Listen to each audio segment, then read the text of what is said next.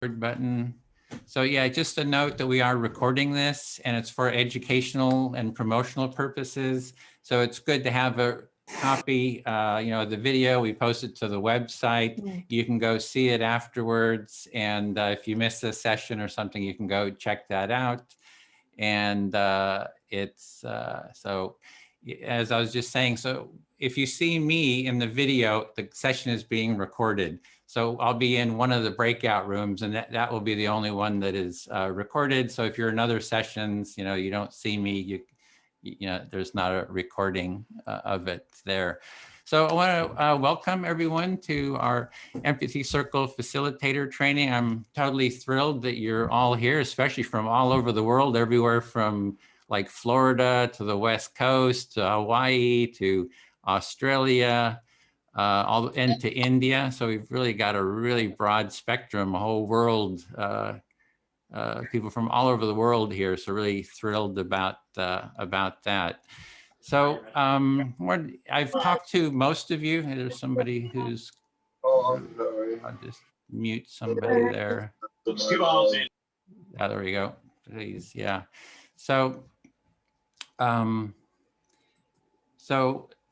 this is, I want to just kind of introduce the participants here for, I'm going to be doing the producer role. I've met all of you, I've been talking with you, I've been emailing, I've sort of set this up, so which is what the producer role is.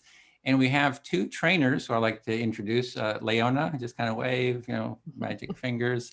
Rita is the other trainer. So we have two trainers here. And they've done the training before. They're very experienced in empathy circles. So I know we're in super good hands with them.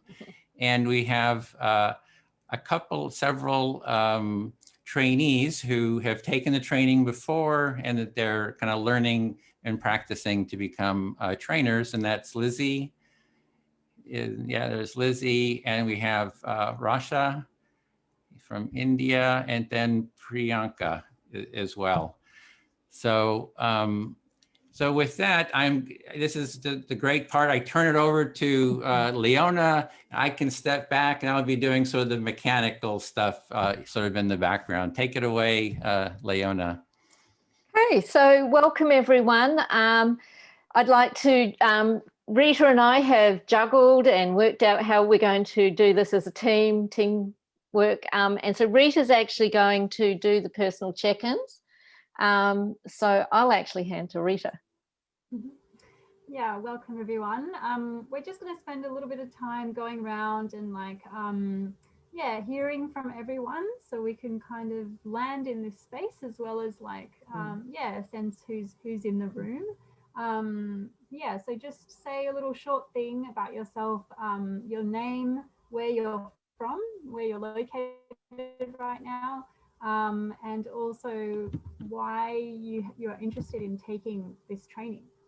So I guess I'll start. I'm Rita from Melbourne, and I've been taking these trainings and doing some empathy circle facilitation as well as some eco-resilience work. My background is originally in environmental engineering, and then I transitioned to eco-psychology, and so it really fits in the as part of the foundational training for connecting to our core, connecting to community, and connecting to our belonging to the earth.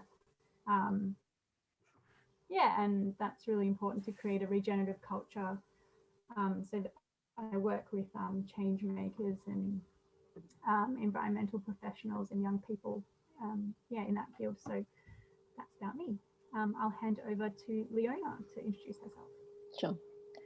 Hi everyone, welcome. It's lovely to see you all here. I'm so thrilled. Another cohort. It's a real credit to Edwin's hard work. I have a background, I'm in Sydney, Australia, and I have a background in adult education, teaching, and psychotherapy. So empathy circles are kind of a sweet spot between the two, where people get to share what they're passionate about and share about themselves and learn about other people. I mean, it's just this beautiful combo. So I work in the activist space as well, but I'm also just interested in having these in general community spaces to build civil discourse, you know, civil conversations, even across the political divide or across any divide, as well as just enriching our lives. So that's me. I will hand to Lizzie. Hey everybody, just let me know if the speaker's not working properly, my mic or whatever. I'm like Leona, we've actually only ever met once. We live in the same city, but with COVID and restrictions, we have only met once. I'm also a psychotherapist and I'm also an adult educator. So empathy circles are just like beautiful for me. And I've used them mainly as an activist with Extinction Rebellion, but I also use it with my husband. It's a fantastic way of communicating when it's hard to communicate. We stop interrupting and reacting to each other. It's really fantastic. But I can see that there's lots and lots of applications. And I've been hosting and facilitating them, you know, for a long time as well. But the reason I'm here is because I'm very excited about working with people where there's a closer time zone, because I've been mainly doing it with people in Europe, which is kind of an opposite time zone. So it's really nice to be with people in closer. And I love the global aspect of it. I love being with people from different countries and cultures. It's just incredible. Yep. And I'll pass to Rasha. Right. Hi, everybody. It's great to be here. I'm Dasha. I am in Kerala in India. And my reason for being here, I work in the empathy space. So I have an organization, it's called the Empathy University, as part of which we provide workshops, webinars, certification courses in empathy. So this is very closely related to my work. So I've been following empathy circles for quite a while now. And it's right now, like the last couple of months, that I actually got the time to invest a lot in getting really experienced at empathy circles, and so here I am. And like Lizzie said, it's also an opportunity to meet people from across the globe, and even I love the experience of it, meeting people from diverse cultures, different backgrounds, and I feel it creates harmony. It gives me hope. So yeah, thank you so much. And I'll pass on to Priyanka.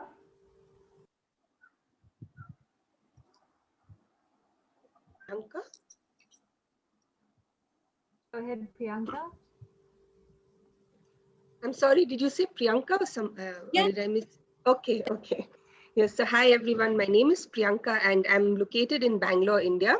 And it's really nice to see so many of my country, people from my country, because usually in such meetings, I'm usually the only one, and it's really nice too, because we have it in this timing. And I'm also happy to see all the other people from across the globe. So my interest in empathy is because I'm also an educator, like I think like Leona. I also do adult education. I'm a facilitator. And I want to spread empathy amongst young people first, because I want to bring this change about in our culture and in the way we do things, especially in the corporate culture. And I'm hoping to do this through education. And I pass on to Jaya. So hi everyone. So my name is Jaya, as you know, and I'm from Mumbai, India. So I am in the learning and development space, and I work with people. I interact with people all the time, all through the day. So I think empathy is something which will help me connect more with people, and the diversity of people here, and the professions, and getting to know all of you in the space of empathy is what I'm looking forward to. And there'll be lots of learnings along the way, and I believe in the process. Thank you. Thanks so much, Jaya, for being here. Over to you, Sophia. Hi, I'm Sophia. I'm from the San Francisco Bay Area, from the Oakland East Bay side, not the SF side. I'm taking the course kind of as a mix of, my background is in both law and community organizing. And also personally, but my initial impulse was more to learn how to better communicate myself and to be a better listener and better validator. And also to see how I can bring this into the things that I love doing and to my friends. Thanks, Sophia. And I'm brand new, so like, you know, I've only had the one personal session and one intro session, so just starting out. Good way to keep learning. So I do have my undergrad is in psych, but for grad it was law. So thanks. Cool. Rachel, how about you? Sure. Hi, everyone. I'm Rachel. I'm in Melbourne, Australia, on Bunurong country. So I'd just like to acknowledge the elders of the land, past and present, and pay my respects. And I'm interested in the training to be able to support offering empathy cafes in Melbourne with Rita, hopefully. So, and also just for my own personal growth and learning, and to bring into my work. I work as a forest therapist, and I'm also a program coordinator for people with vision impairment and supporting them to match them up with guides, with volunteers and stuff. So I do a lot of people work, and I find it really valuable to bring the tools of empathy and empathic listening to my everyday. Thank you. Thanks, Rach. Glad you made it. Mona, over to you. Hello, Hi, everyone. Okay, it's Mona. All right. Yeah. Go ahead. Yeah, sorry. Go ahead, Mona. Hi, everyone. My name is Mona. I'm originally from Egypt, but I'm now in Pittsburgh, VA. Pittsburgh, it's in the United States of America. So I'm doing my master's degree in curriculum and instruction. So I'm also educator. I'm a math teacher. And I know about the Empathy Circle from the pandemic professor.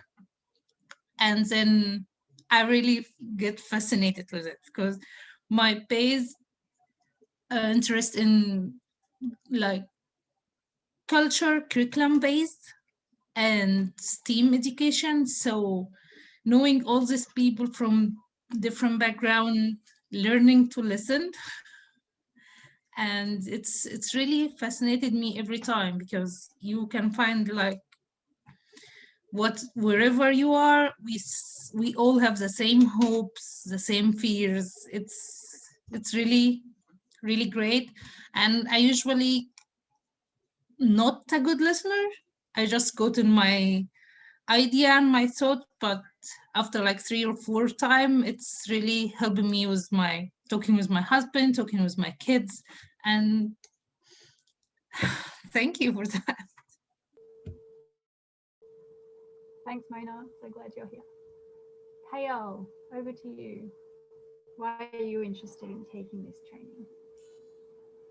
Hi, hi, I'm Payal. I'm from Bombay, India.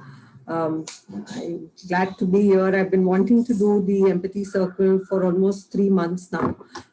But like one of you said, it's the timing which was really helpful for me to join this group.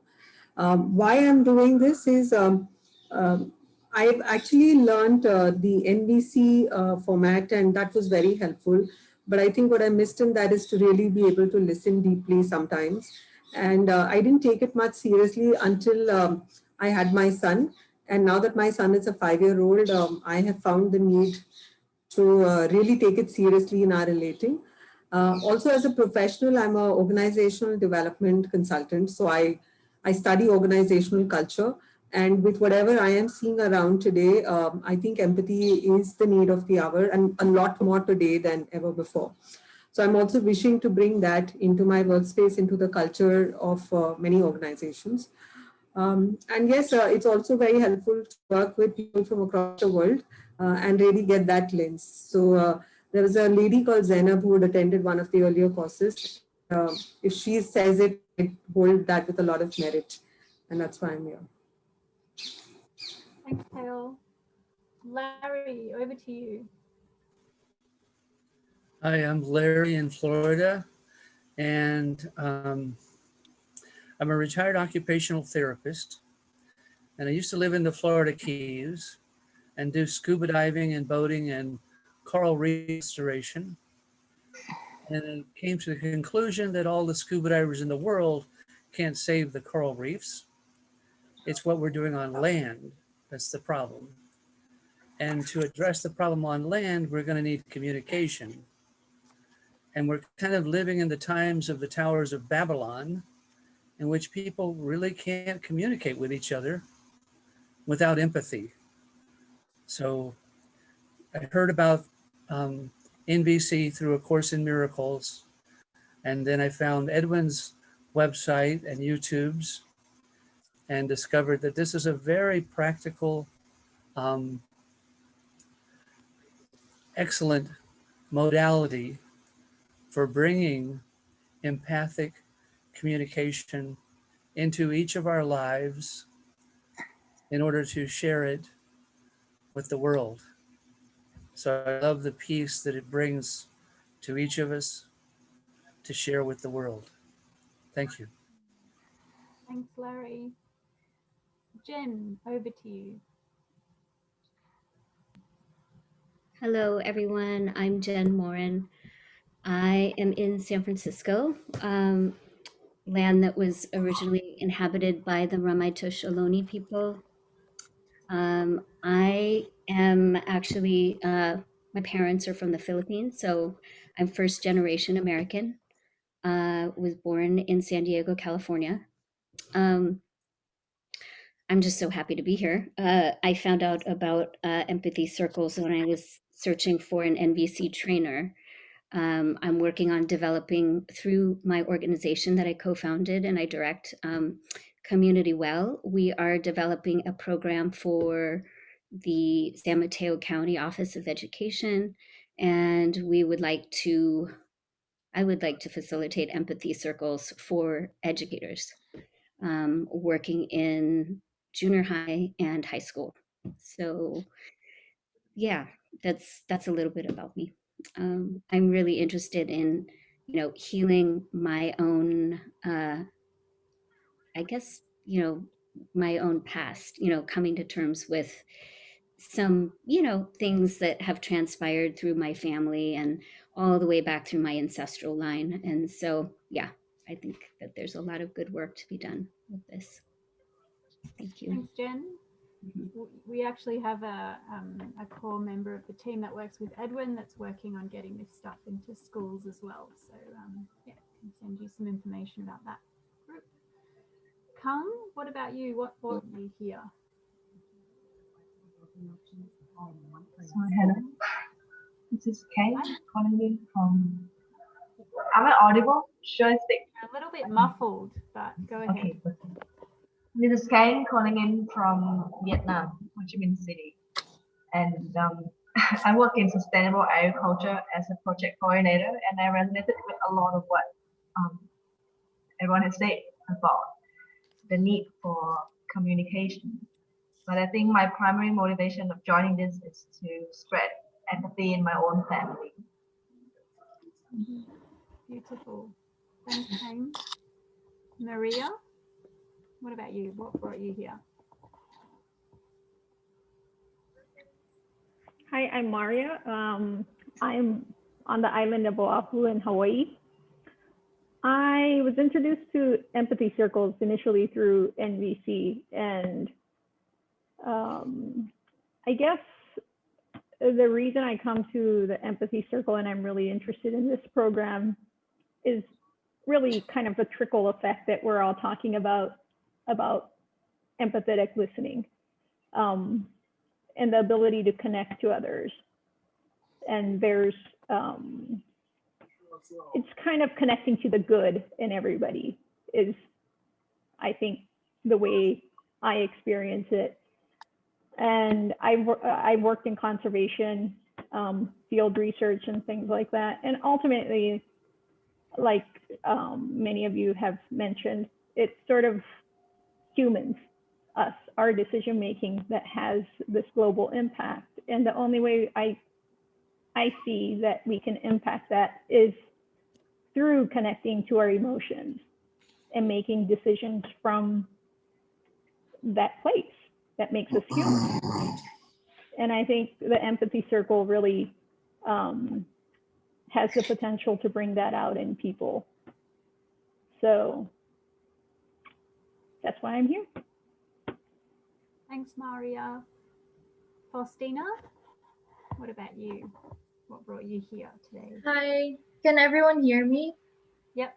Yeah, I'm Faustina. I'm calling from the Philippines, and I've just graduated from high school, but I decided to take a gap year, and so what I've been occupying myself with is doing some activism work, and I'm also working with a youth-led organization here in the Philippines, and one of our many activities is holding discussion groups and like workshops and conferences for youth. You know, we really work with members of our generation, and one thing I've been learning, this is all very new to me, really working with other people, but I've decided that this is how I really want to learn, by communicating with other people and exposing myself to other fields. And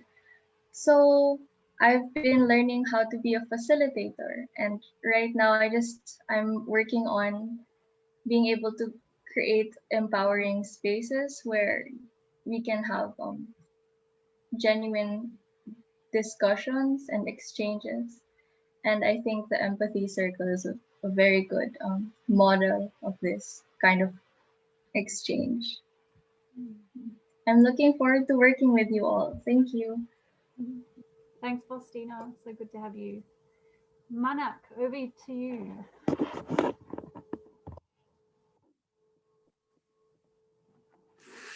Hi everyone, I am Mainak from Calcutta, India. My background is in innovation management, and I've been using empathy at the workplace for quite some time. Uh, Currently, it's more of an academic interest to understand the different tenets of empathy better. I'm also a student of behavioral science right now, where like empathy is a component.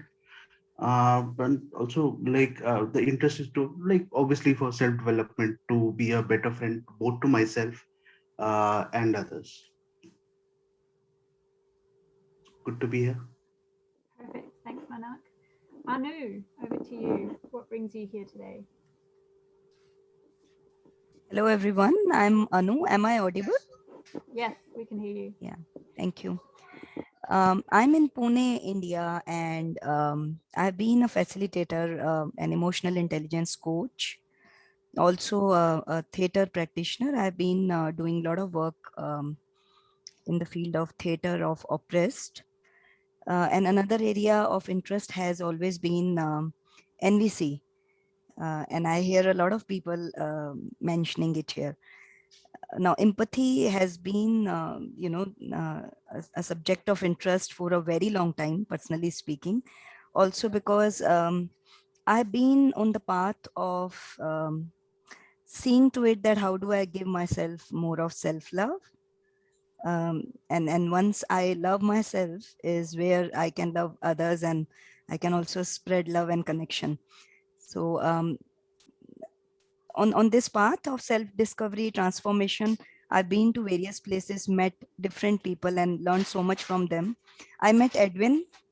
I really love the work which is happening here. I've been to 3 circles so far, and I loved each one of them better than the previous one. Decided to sign up for this program, and I'm happy to share the events and processes from my life, and I'm ready to gain light from your stories, and very feeling very nice to be here. Thank you. Thanks so much, Anu. Thank you. Sally, over to you. Why are you interested in this training? Hi, I just bought a new phone, and anyway, I found out that it doesn't have like a little plug, so you can, well, my husband's sleeping and I had to move, and My apologies. But anyway, yes, I started with NVC. I did that for a number of years while Marshall Rosenberg was still alive. And I learned from, well, there was Mayor Alight was one of the teachers. I invested about $3,000 to come home and get along with my husband, which was in my mind a bit of a challenge because I retired and I moved home. And anyway, it just evolved into empathy. I think there's Mia or Mila, someone from the European group that kind of got me going with empathy. And then I found Edwin, and it's been a very exciting path for me. And I look forward to this class. Thanks, Ellie. And last but not least, Kesha, can you hear us?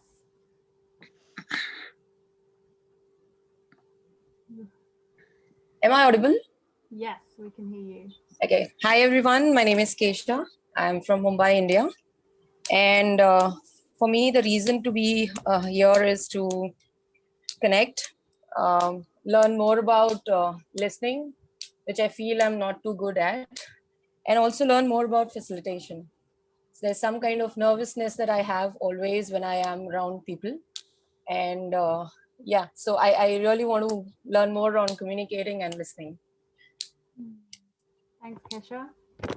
Not alone in that. Yeah, thanks everyone for being here. Such a wealth of experience we have in this group, and yeah, I'm looking forward to sharing and hearing from you all in the different groups. I'm going to hand it over to Leona now to move us on to the next bit. Thanks, Rita. So lovely to hear everybody's commitment, and it's just super inspiring to hear all the different ways people want to bring empathy and empathy circles into the world, which can only be a good thing.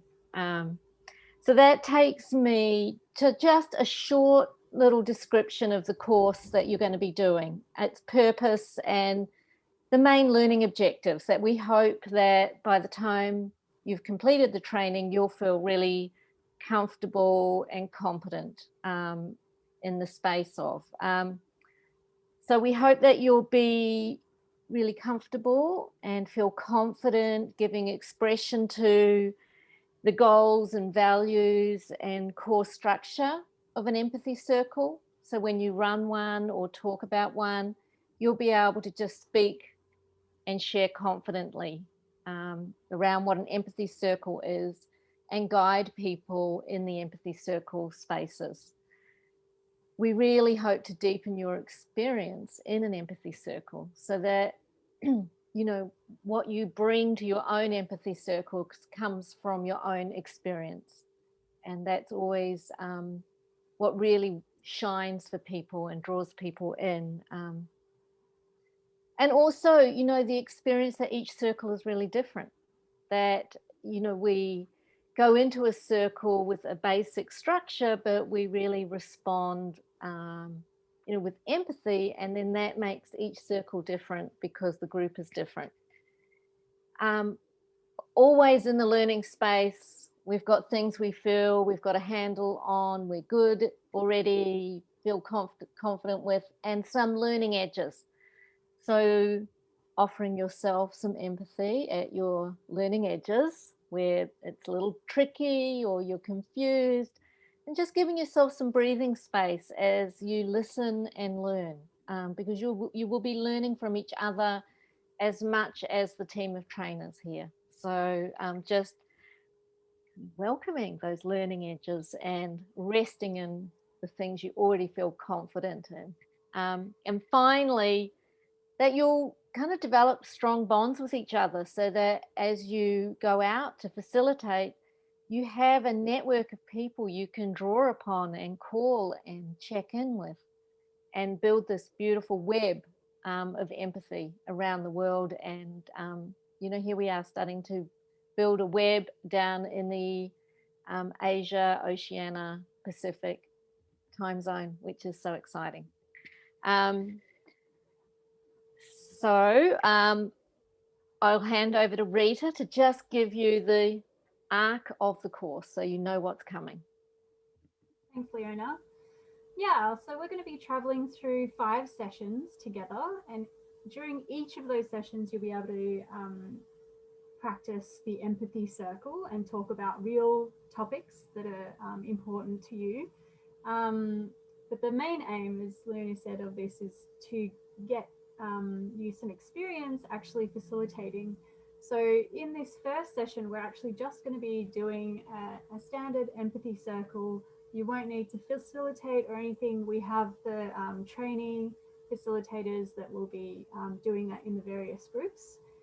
But in the next session, you'll be able to practice doing the how-to introductions, and you can begin to facilitate the empathy circles, and we'll be taking turns doing that when we go into breakout groups in the second session. In the third session, you'll have some time again to practice the how-to empathy circle introduction in your own way. And then we'll start like adding some challenges. So you'll be able to kind of, you know, ask for a level of challenge from 1 to 5, you know, 1 being kind of small and 5 being extreme. And you can just choose your level of challenge that you want to have. And the other participants in the circle will help role play some of the challenges that might come up in an empathy circle. In the fourth session, we'll just mostly focus on facilitating with a higher level of challenge. Again, you get to choose the level that you want to be challenged at by you know, the other facilitators and participants in the session, or the other trainees. And and then in the fifth session, we'll just be able to come together to share feedback, integrate more of our learnings, and ask some questions and fill in any more gaps so that you're ready to go out and facilitate. So that's kind of the how we'll travel throughout the next 5 weeks. Thanks, Rita. So the word empathy kind of includes a set of values, core values that create a culture of empathy, which is Edwin's bigger vision, that this culture of empathy radiates out into the world and supports people in connecting and listening deeply, and you know, in whatever way in your worlds that you're working and living in, supports community and individuals. So there's some essential features or qualities that underpin or imbue when we're in an empathetic space.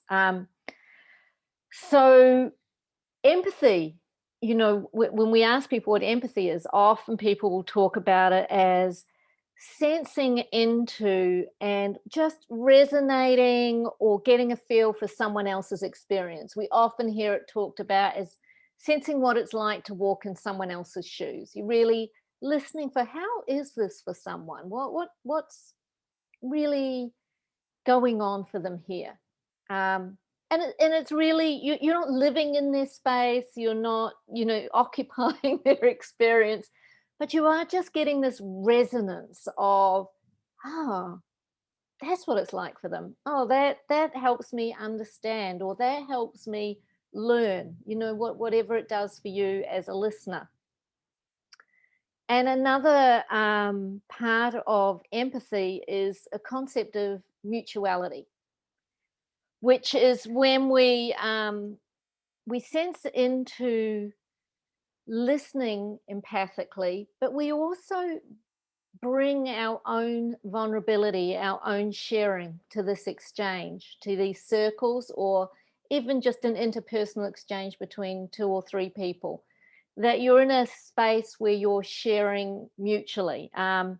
So often empathy buddies have, you know, timed sessions where there's an agreement to share their experience or what's going on for them, and it's mutual.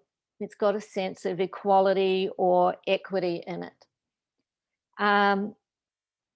Obviously, openness, whatever that feels like for you, but you know it when you feel it. This sense of welcoming experience, welcoming even our challenging feelings and thoughts that we're like a little uncomfortable with. All of those can be received in an empathic space. So openness to our experience and the experience of others. Care, caring for others, caring for ourselves, self-care, and respecting limits and boundaries, and having conversations about what those might be if we come from different cultures or have different expectations of what those are. So taking care of ourselves and others. It's a list, isn't it? Inclusion. We live in a diverse world in which we all interact with our own living history, our own political history, our own gendered history, our own ethnic or race history. There's many, many ways in which we come into different spaces. And when we think about inclusion, we're really trying to be sensitive to what spaces people are entering a circle from. So, you know, if you're doing an all women's circle, there's a sense of some gendered sense of each other, but then there might be other aspects, cultural aspects, life experience aspects, age aspects, our own experience of whether we have work with chronic health or a disability of some kind, some way that we consider in a circle how to best support everybody to be there as fully as possible. And that comes with the basic principle of equality, that we're all in this circle together, you know, equally. Really, we're just human beings in a circle with another set of human beings trying to find our way together to be together in this new kind of connected, supportive way. So there's been a link put in the chat for you around really looking at these qualities. And I'd invite you, you know, between now and next session to really let those qualities sink into your experience and think about how have I received these qualities from people? What was that like for me, and how have I gifted them to other people? And really just begin to sense your own experience of the qualities that underpin empathy and empathy circles.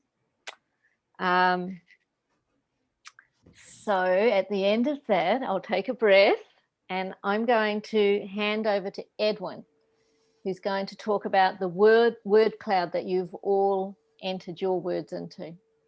Thanks, Leona.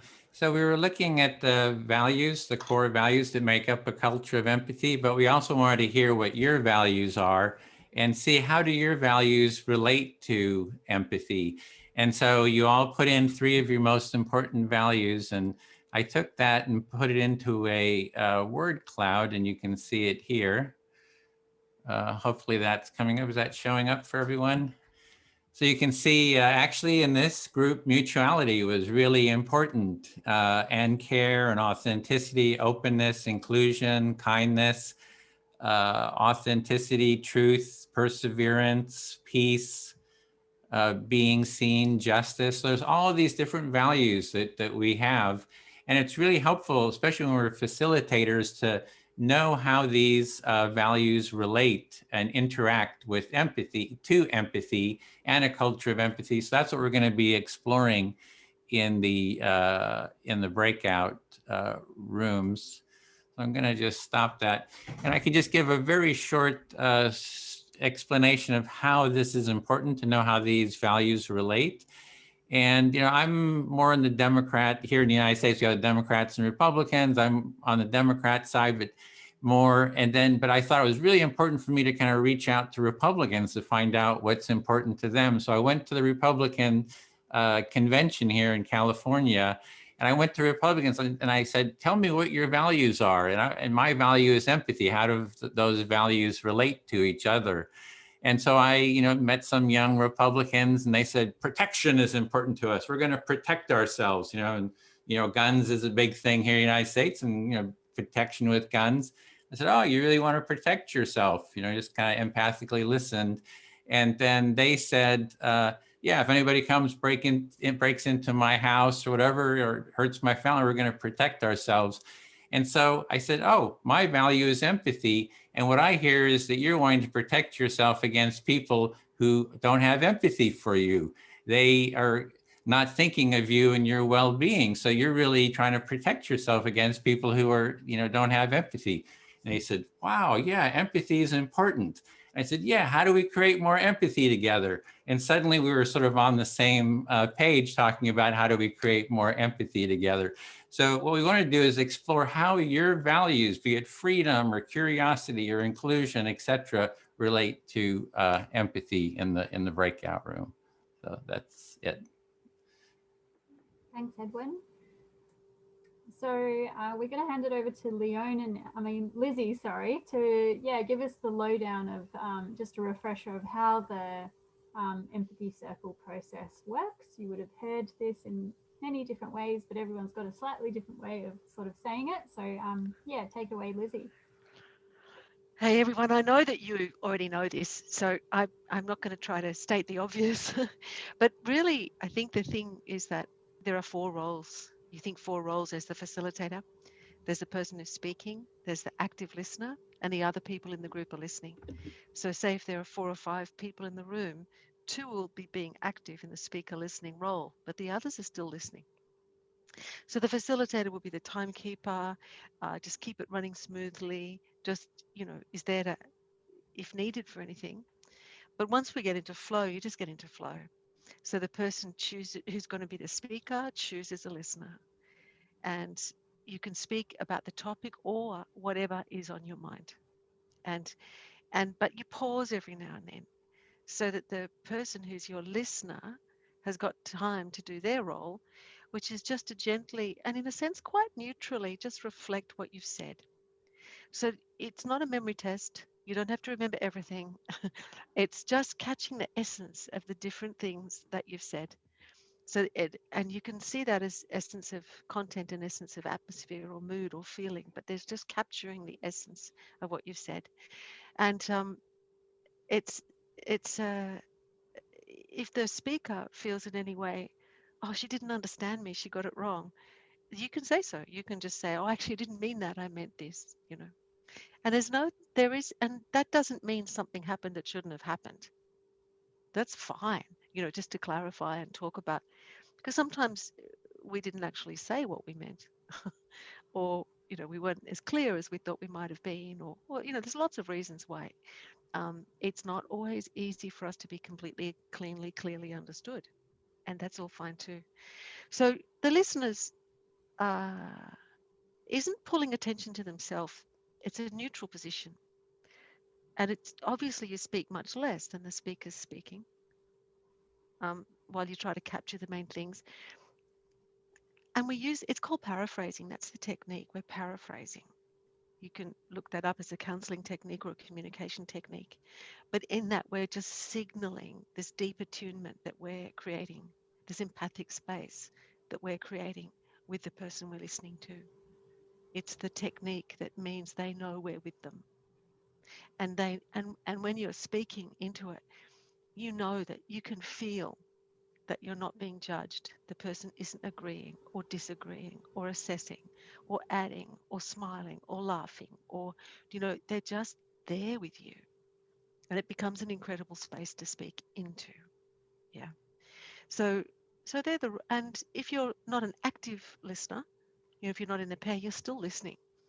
So we'll go round several times, which means that You speak several times, you actively listen several times, you listen many, many more times, and that becomes quite a profound experience, as many of you have already talked about. Yeah.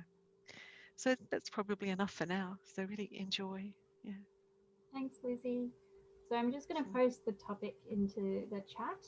The topic will be, how does one or more of your values relate to empathy or a culture of empathy?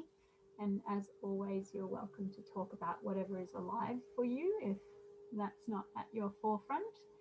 In a minute, Edwin will open the breakout rooms for us, but I just wanted to check if any of the other facilitators or Edwin had anything else to say at the moment. No. No? Does anyone have any particular questions before we go there? You can also obviously ask your facilitator, but are there any questions at the moment? No? Okay, great. We'll go in and then we'll be back in how many minutes, Edwin? We have about 60, 70 minutes. We have it. It's a little bit shorter than usual, but 70 minutes. So, okay, ready? Then everybody knows who's the facilitator. We already, this is the trainees and trainers. So, and there'll be one group staying here in the room with Rita. So here we go, opening all rooms. Enjoy. As you go, you might want to stretch and Yeah. run to the other, other group, your breakout group. Need a bit of stretching myself.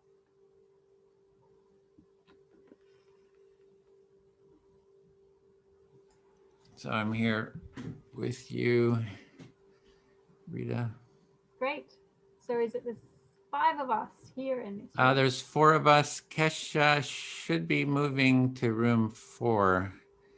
Oh, she had 2 devices open. Did you get? I did. I moved both of them. Kesha, are you with us still, or have you moved? Or you're muted. Oh, there she goes. She's in the room. I'm checking. Okay, we're all set. Okay. Great. Okay, this is our crew. Yeah, it's good to have you here. You can all see the topic in the chat still, I'm assuming, if you need a refresher. Yeah, does anyone have any particular questions before we get started? Just wanted to check in the small group. Nope. Okay. Who wants to be the first speaker?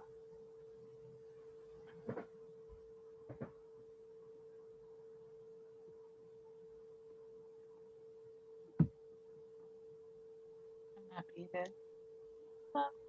Okay, great. I'll be timing, so I'll just listen to you first, Rach, and then we can pass it around from there. And yeah, I'll just keep it on a 4-minute cycle. So when the 4 minutes is up, I'll just hold this sign up, and then you can sort of wind it up as we do. Go ahead. Sure. Well, one of the values that comes to mind for me is around connection, and I've found empathy and empathy circles to be such a valuable medium for deeper connection. And yeah, it kind of just really allows for this kind of space to be created between me and the person that I'm listening to and sharing with. And I've also noticed myself starting to listen for common themes between us, or if I don't agree with someone, like the core themes of what they're saying, that I'm like, oh yes, like even though I don't agree with your method, I can see that you're doing this as an act of love, or from a place of care, or having the same or similar desires or needs to me. And that's been really valuable. Yeah, so one of your core values is connection, and you find that this empathic listening really helps with that, and that you also find that yeah, empathic listening helps you to kind of like hone into the key things that are important for the person that you're speaking to. Yeah, thank you. Yeah. Yeah, and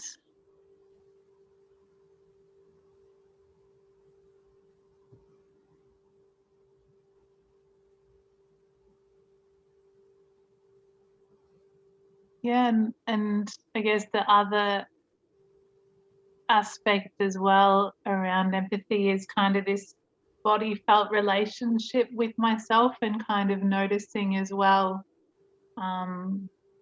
what's alive in me, and having empathy there as well. So kind of a deeper connection with myself, and yeah, empathy for me and the parts of myself that are just kind of showing up in any moment.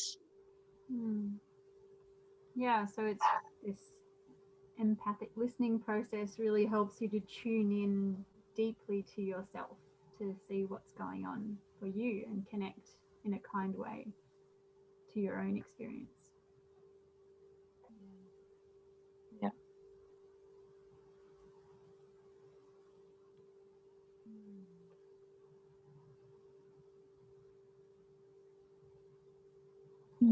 And then one of the other ones that had in mind was collaboration. I don't think it was one of the ones I ended up choosing, but it's definitely a value that's important to me. And there's something about kind of partnering or sharing with others like we are right now in an empathy circle, that there's that element of collaboration or kind of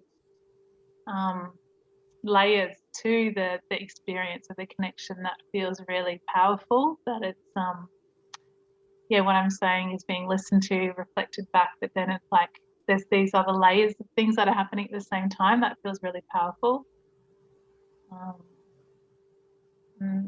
Yeah, so you sort of find that like it enhances or like augments, or there's like some kind of yeah, empowerment around like collaborating through this way, this empathic listening process. It enhances the collaborations that you have. Yeah, yeah, sure. Yeah. Great, thanks. Thanks, Rach. Mona, will you listen to me? Sure.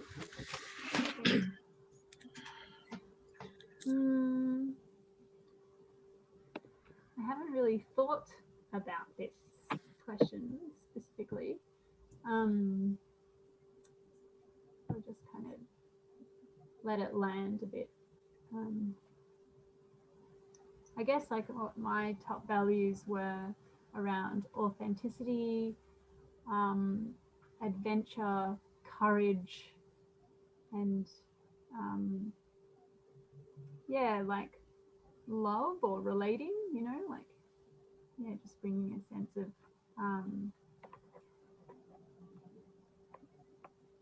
I was going to say compassion. I know we've talked about that as different, but yeah, like it's really, yeah, it seems like a connective process. The as Rach said, you know, the core aspect of empathy is just all around connection, and that's what's so important in all the things that I do. So I hear you say that like you didn't think about it for now, but when you give yourself a minute, you find it's, as Richard said, it's like connection and about courage and compassion in some ways, and it's so important. That is the core of the empathy. Is that right? Yeah, and I guess like if I think like the most important thing to me really is like relating, you know, like our relationship to ourselves, each other, and the earth, and you know, all of that requires is easier and is more connective through an empathic process, no matter what level I'm kind of listening at. Yeah, and especially at like the human interaction level, you know, our human story is so fragmented at the moment, and I feel that like, yeah, empathic listening is a superpower really that goes beyond fear and disconnection. Yeah, and the most important thing for you is the relation between you for yourself and even for the earth, and all of that will go with the empathy. Yes. Yeah. Yeah, it's like a lot more powerful, and I think the important bit in that was that yeah, I feel like it's a real superpower, because I think having skills in empathy, it trumps like fear, and it trumps yeah, just any resistance that I have, you know, the more I grow in yeah, being able to hold empathic connections and conversations in moments of difficulty. Yeah, like yeah, the more I'm empowered in the empathy skills, and easy it is to go through those challenging times. So yeah. I hear you that the more you have an empathy skills give you like a powerful to be more listening, or it gives you the superpower to face everything going on and have your empathy skill and the listening with that. This is a very important thing. Yes. That's right. Thank you. I feel heard. Thanks, Mona. Over to you. Okay. Edwin? Yep, listening. When you send the question into the emails about what is my value and how it's related to empathy, I didn't think about it for a while, I guess, but I found myself have this circle about caring and helping other and quality. So when you first heard the question about empathy and your values, you didn't really think about it right away, but then slowly it sounds like the topic of caring came up, caring in a circle, or? Yeah, it was like, first is caring, like when you care so much about yourself or about other people, I always thought it's to help them or find a solution for them. But when I started the empathy circle, I find that if you listen to them, that will help them more. Like when I found someone really listen to me, or I start to listen to one, this is like kind of caring. Like I care for you and I'm sitting there just listening for what you really want to say. So to begin with, your sense of caring was that, oh, I have to help people. And then you're starting to realize, oh, if I just listen to them, I'm really showing care. And that is helping them. And for yourself too, kind of being heard is, so sort of redefining caring, understanding of care for you. Yeah. And that's what happened with the second value for helping other, because I have twins and I always need to care for them and help them. But when I start to listen to them, what they want to say without interfering, and give solution or ideas for them, I found them solve their own problems. Like they can find why they are crying or what is wrong with this fight in the first place. And I found that you help the person to hear his thoughts. Like when I speak, I hear myself without anyone interfering me. I'm just, yes. I found another idea. I didn't think about it, but I hear myself and help myself. Yeah, so you're noticing that if you feel heard, that you sort of solve the problem yourself. You start finding the solutions in the same way that when you listen to your children, just don't try to solve the problem for them, but sort of hear them, that they seem to find sort of solutions on their own. Yes. And I think this will give everyone the equality. Like I have 4 minutes for each, like either of us has 4 minutes to speak, have 4 minutes to listen. I will not go on and cut the talk and speak about myself. I just sitting there listening, waiting for my turn.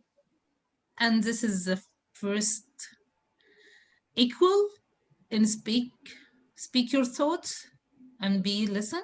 So So I'm hearing you see that how we have the turn taking it, that there's a quality, a value of equality in that. You get your 4 minutes, you wait, you listen, and everybody gets their time. So that value of equality, you notice. yeah, I feel fully heard. Thank you. Speaking of which, yeah. Okay, then Rachel, can I speak to you? Yes. Yeah, so for me, I've really seen empathy as sort of the central value. You know, if we put empathy central to, you know, my own values and the cultural values, I just think that I think I experience just the well-being that it kind of creates. So that's kind of become my mission, like, you know, how do we place this value centrally? So you're really seeing that empathy is a central value and the well-being that it creates, placing empathy centrally. And that's a question that you're continuing to ask, is how you can do that. Yeah, exactly. And then, and within that space, within that empathic space, I can take in all the other values, right? I can say, oh, I hear equality. I hear connection is important. I can hear, what was it? Love and adventure is important. So within an empathic space, it's almost like it encompasses the world, and it just, the feelings sort of flow and, you know, in that space. So it's sort of like this space where everything can kind of come into all experience. Within this space of empathy, it allows for all these other values to be witnessed and heard and noticed through the lens of empathy. Yeah. So yeah, so it just seems to me, if we can move it into you know, make that empathy a primary social value, it's really going to help with general well-being. I hear with Mona, with her kids, you know, when they feel heard, you know, what are they doing? They're solving their own problems and improving their well-being, right? They're getting past the tension and the strife. They're getting heard. They're kind of working through that, and then that moves them to, you know, a greater sense of connection and just general well-being. So, yeah. Yeah, you can really see how in relationships or with children or with other people, that once they're heard in an empathic way, it really opens up a new way for that relationship to continue and for them to be able to problem solve for themselves. Yeah, and then I wonder about the collaboration. It's like, that's where sometimes it hits the shit hits the fan, right? Like, you can do empathy, right? But then trying to work with people, like, okay, how do we work together? It's like all these demons come up, you know? So I'm still kind of trying to work through, how do we address, you know, all these demons that, you know, we all kind of have. You know, we have just a simple empathy circle. It can kind of hold, you know, all this, but then how do we make agreements? And, you know, there's other steps, but it does seem that what we're doing here is like a first, you know, step. Yeah, an important first step. So you're noticing that in collaboration, like personal things or demons of people come up and it makes it hard to work together. But you're noticing that in this kind of structured space of an empathy circle, it's a really good kind of foundation from which to work together with others. Yeah. So I feel fully heard. Thank you.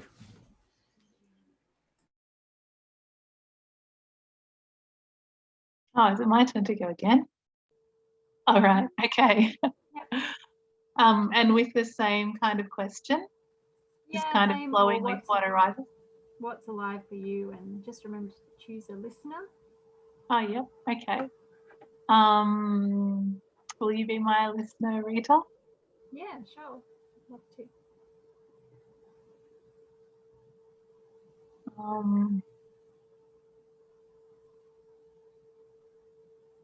I'm feeling this real sense of excitement about the potential of bringing empathy cafes into different spaces, and also thinking of this other book I've been reading around circles of trust, and there's some kind of similarities and overlap between circles of trust and empathy circles, and I feel like there's similar kind of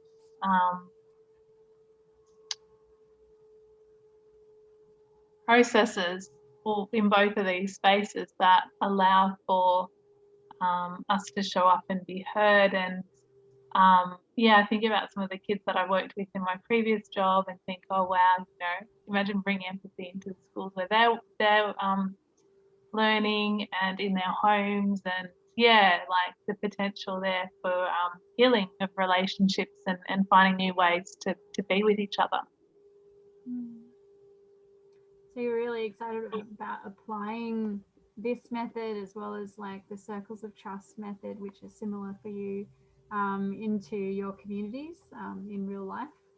And yeah, you see that they both have like such great potential in the work that you have been doing in the world already. Yeah, and there's also like a bit of sadness that this isn't already something that is kind of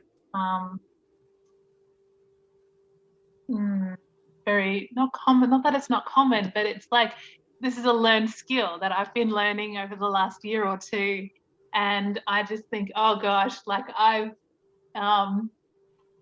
messed up so many of my interactions with others in the past through not having these skills.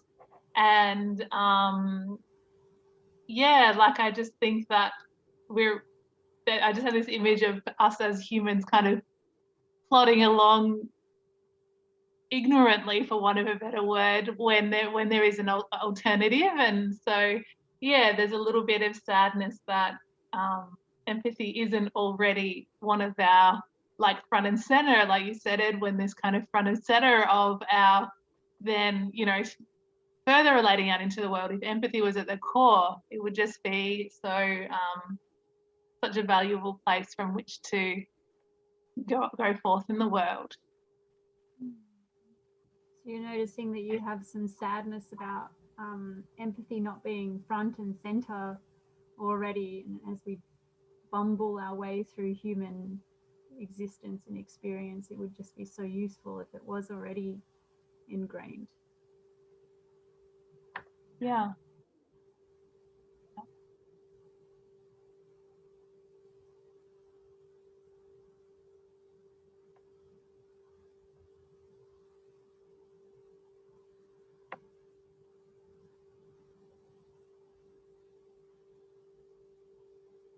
Listening in if there's anything else there for me.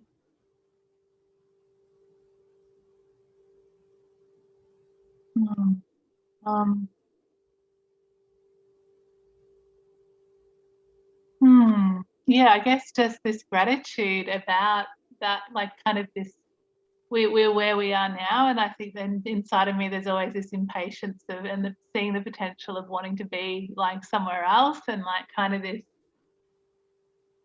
gratitude about where I am now, like being right here, and that this is a movement or a momentum, and that this is happening like that. Yeah. Thanks. You can finish. Oh, well, I would think that's it. Like, yeah, just around that gratitude that, you know, this in the world now, and I feel like it's going to grow. Yeah. So you have both, you're holding both gratitude and impatience within you, and like gratitude that this work is going to grow, and impatient that it's still growing. Yeah. Thank you. Go ahead. Thanks, Rach. Mona, will you listen to me again? Yeah. Great. Yeah, I think I have the same within me. You know, I'm grateful that it's there, and a part of me is still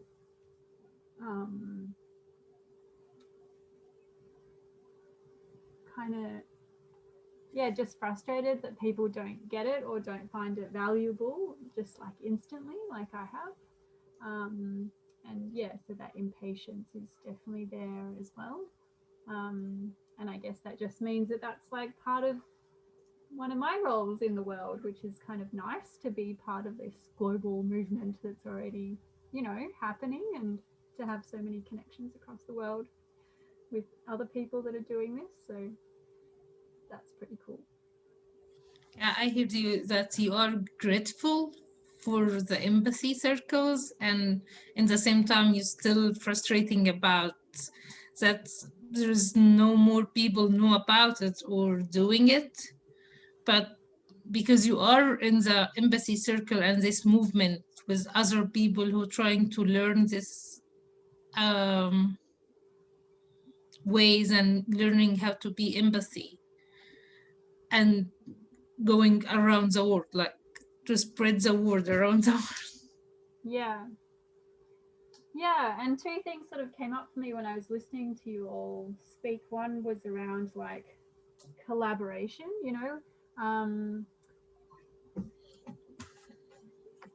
Sometimes it seems like it's such a separate process, like, you know, we have to go away and do an empathy circle that's outside of everything else that we do, which is important because we often, in a Western culture, we don't like spend a lot of time reflecting, and that's becoming more important. Yeah, and so that, you know, that I guess like we collaborate when we swap ideas as well. So I'm just kind of valuing both those ways of collaborating, because sometimes like,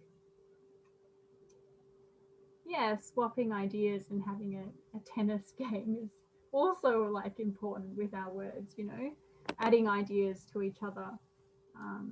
But that happens more than empathic listening. So just thinking out loud.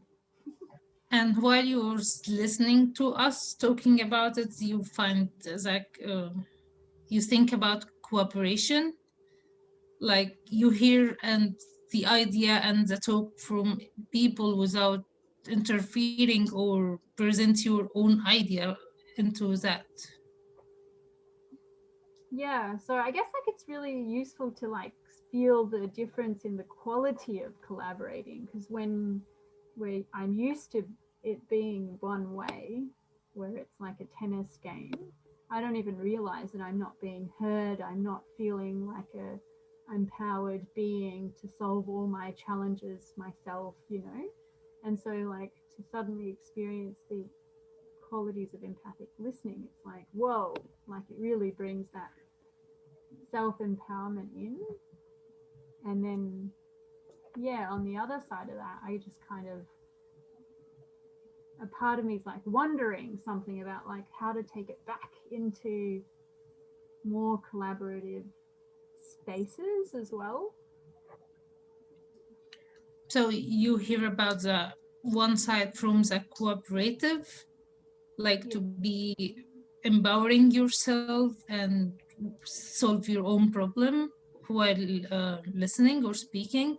But now you think for the other side, like how you can do that in other cooperative system, like how you can do that in the outside the circles. Is that correct? Yeah, that's right. Thanks. That was my time. Sorry for the language. I'm trying my best. No, perfect. Thank you. So your turn, Rona. Yep. Was that me or did you? Yeah. Okay, listening. Mm-hmm. So when we are talking, I found myself, it's more like safe place.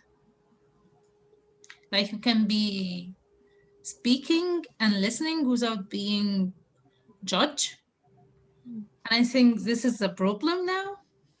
Like all of the people that going on with their judgment, no, you do that because whatever, anything. But it's a safe place, like this is square, it's a safe place for just speaking and without fear. Like how they judge me if I say that. Mm-hmm. So you're saying that the circle here is like a safe space because you're not being judged, and that kind of gets rid of the fear. If people are judging you, you're fearful, and then it's unsafe. And here you're not being judged. Yeah, because when you try to speak to someone and tell them even it's problem or a story, some part of you just thinking about, oh, if I said that, what is the reply? Like, so I leave my thoughts and start to think, to look inside your mind, what you will say to me. Mm. So you have something you want to share, and then you start already thinking about what the responses are going to be to what it is that you share. So you're kind of like, yeah, so that kind of is distracting. Yeah, and when you start to feel like the person is fully, like, pay attention to what you will say, you start to think of what I really want to say. Mm-hmm. So when you feel somebody's full attention and presence with you, you can really connect to what it is that you really want to say, because you're not thinking about what their reaction is going to be and how you're going to deal with all of that. Yeah, you find yourself like, we are communicated, like we don't know anything about each other. But every time I go into a circle, empathy circle, I find myself, yeah, this is a good idea. That I say it, like when I speak, oh, I really have a good point in that. And I never thought about that because I never really think about what I really want to think, to say. Yeah, so in an empathy circle, you're able to share something, and then when you hear what you're sharing, you say, "Hey, that's actually a pretty good idea." what I'm saying. So yes, and because of the structure or the environment. Yeah, and I think it's a really good way to communicate, like to be empathy, just being there for other person without gain. You don't gain anything. Just, I'm here to listen. And you be sure in the end, are you really fully heard? Do you feel that you fully heard? And I think it's really helpful. It helped me a lot. So I hope it's helped other people. Yeah, so you just find this is a really helpful way of relating and listening, and it's helped you a lot, and you're just really hoping that it helps other people too. Yeah. At Pittsburgh, we have like this leadership program that I'm enrolling in. And the last time we was talking about communication and how is to be a good leader, you need to have your communication skills. And I share with them the empathy circle and the empathy link, because I found it's really helped me to communicate better with people. So yeah, so in a group that you have around leadership and communication, you shared the empathy circle link because you think this is very related to that topic. yeah, I feel fully heard. Okay, great. Actually, I'll speak back to you just to shift the direction here. Yeah, there was a topic of trust that came up. And for me, what I notice is if people are willing to listen to me, I sort of develop trust. It's like, oh, they're willing to listen, fully hear me. So I feel a lot of trust for everyone here because I know you're all willing to listen to me, So there's something for, the relationship of trust and empathy. I think they kind of go hand in hand, or at least that's how they relate. Yeah, you found that when a person want to fully listen to you, you already trust them. Mm-hmm. So trusting and empathy, it's having like a relate between each other. Yeah, empathy builds trust. Especially if you have mutual empathy, you're building mutual trust. Yeah, I think there's sort of a spiral that happens. Like you have some empathy, you build some trust, you're able to open up more, you share more, you get empathy. So it kind of creates this constructive opening, you know, releasing, at least I sense that myself, feeling. So you feel that it's all like a circle, like you have an empathy and you talk and then you gain trust and then you open up more and then you have an empathy from other people. So it's been like going around. Yeah, it's a positive cycle somehow. Yeah, yeah. So the other thing is, you know, I think of this for personally, that we're doing this personally, which is really nice, but the need for the whole society for this value, empathy, to be sort of a primary social value. And so when I heard that you were, you know, from Egypt, it made me think of the political situation in Egypt, you know, the Arab Spring. Yeah. So when you know, this is like, you plucked me there.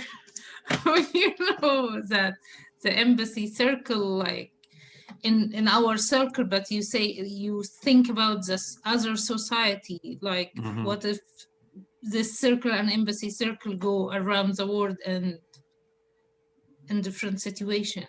Yeah, because when the Arab Spring happened and they were all, I think it's Tahrir Square, is it? No, that's, yes. Yeah. Is if it would have been all empathy circles, like if everybody was doing empathy circles on these squares and there's no enemy, the government's not the enemy, you know, the different groups aren't enemies, we're here just to listen and talk with each other.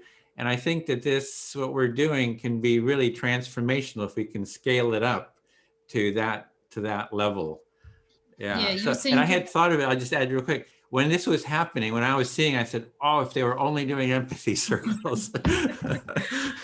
Like when we are doing that, you think about because from Egypt, you think about the Arab Spring, and what's happened in the revolution, that all of the people sitting in Tahrir Square were just having an empathy circle with the government and with everything. Just, we are here to listen to each other and solve the problem without no enemies there.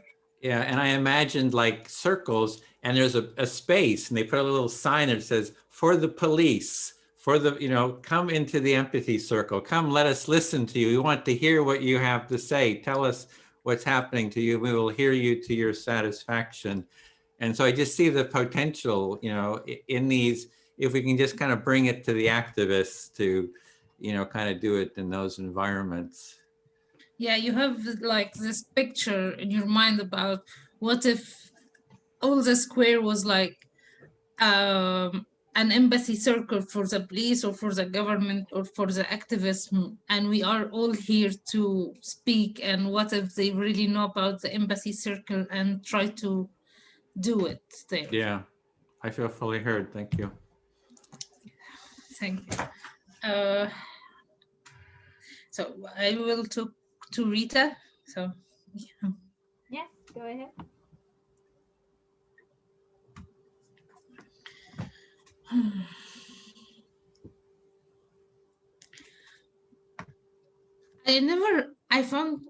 I was always saying that I'm really good listener, but can you hear me? Because yes, I found, yeah, my internet just froze for a moment. I think like I'm a good listener, but when I started to do the empathy circle, I found that I'm not good listener. I'm just take like 3 or 4 words from what the other person to say and start to get inside my mind to try to solve that problem. And when I start to listen more without to block my thoughts and just listen, I found even if the person in the end of the conversation ask my opinion, I find that I give them a very good one that he really need, because I really listen to what he want to say.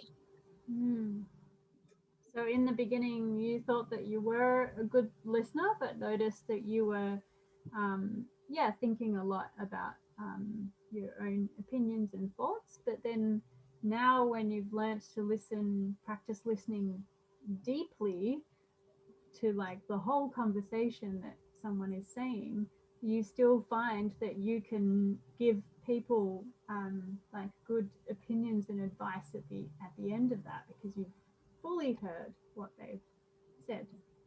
Yeah. And like Edwin say, when you start a conversation in a political situation or in education, to have like a new form for teaching, the circles start to be like who will win, like one will go winner and one will lose. But in the empathy circle, you find yourself just taking turn talking about my reasons and your reason, and in the end each one of us will have like a whole picture of the subject, and maybe we can just have a third thing, like a third solving for the problem, like a third solution, just because we both heard each other. Mm-hmm. So usually in political conversations, it sort of ends up like a debate and stuff, but in a circle, the quality of conversation is different, and maybe something that neither of the parties have thought of, a third solution could arise. Yes, and even in education, like to put something new in the education or teaching, no, this will not work, we always use this one, and the arguments start to be someone need to be wrong and someone need to win. But in the empathy circle, and if we put that empathy circle in the education system with the administration or the teaching or the teacher, it will really help all of the sides to hear each other. And I guess that will help very much. Yeah, so even in the education system, you've noticed people taking sides and needing to be right, or there's always someone that needs to be right and wrong. But if the empathy circle would be infused into the education system, even with the educators, then yeah, the structure of the circle will change the conversation and be more expansive. Yeah. And okay, I feel fully heard. Thank you. Okay, thank you, Mona. Rachel, will you listen to me? So I feel like I just had an epiphany when I was listening to Edwin before. I was like, what is so different between having an empathy circle here in a held space where we've just kind of getting to know each other, and why is it sort of like feels different in real life, even though I hear Edwin's stories of going out and doing in the middle of a protest and stuff, like taking it to the next level. There is a difference in having these conversations with, family and friends and people who I feel more like charged with in real life conversations. Yeah, so you had a bit of an epiphany. You've noticed that it's different to be speaking to people out in the community, say at a protest, versus speaking with people that there's charge there, say your family, friends. Yeah, and it's really like this empathy process doesn't just exist at the verbal, cognitive level. There's like my emotional body is engaged, my intuitive body is engaged, and my physical body as well is engaged, in a space like here or in a conversation. And it's like, but this empathy process can really just be isolated sometimes to the mental realm, and sometimes the emotional realm comes in these circles. But then when it's in real life, or in like in the physical world, when I'm just having a casual conversation, there's two challenges. One is that I'm already in a triggered or challenging conversation, let's say, and yeah, that's one. Yeah, so you're noticing that when you're in communication with others, it's not just the verbal cognitive level, there's also your intuitive and emotional body involved. And you're especially noticing that, yeah, when, I think I've lost it, but when your communication is a bit more charged, that like the emotion and stuff are there with you in the conversation. Yeah, and that, so yeah, that's one of the challenges, like how to bring myself into an empathic space of listening when I'm already charged. You know, it's all nice to want, you know, it's like we've had the beautiful experience of being heard in these processes, but often when we're the ones with the skills, like going out into the world, we have to hold the space of the listener and be centered and, you know, like first, and we might not get that empathic listening back, so we have to find a way to self-care for ourselves with our buddies that do have that, you know, skill to listen to us. So that's already a larger challenge than in yeah. And the other one is about like the formal space, you know, it's like if I infuse empathic listening in a random conversation while I'm walking down the street, there's not this agreement of listening to each other. I just have to kind of sometimes like insert it in covert ways, you know, and that works sometimes and other times it doesn't. So you're noticing that in times where it's not a facilitated or a structured empathy circle space, there's kind of, you've got to kind of take self-care for yourself to, because you're able to offer listening, but you're not necessarily going to receive that from your communication partner. And so there's an inquiry there around how to be with yourself in a gentle way in that, and then also ways that you've found that you can kind of bring some of these structures into an informal conversation that support the conversation as well.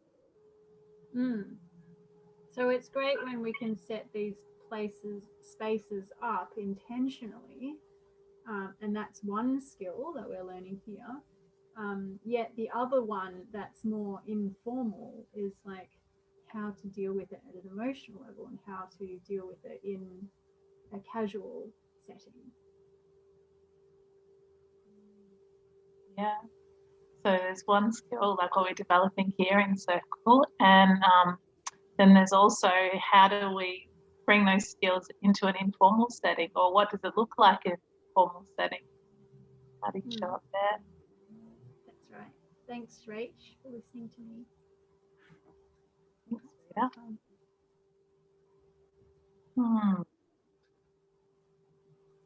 So Edwin, would you be my listening partner, please? Yeah, listening.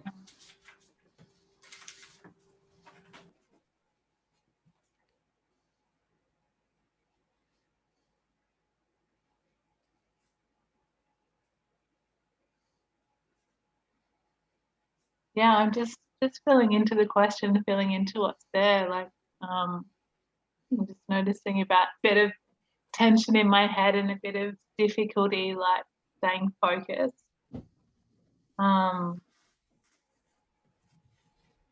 Like there's some things bubbling there beneath the surface, but I don't really know what they are or don't really want to kind of delve into them right now, but they're there. I just want to give them a bit of space to be there with me.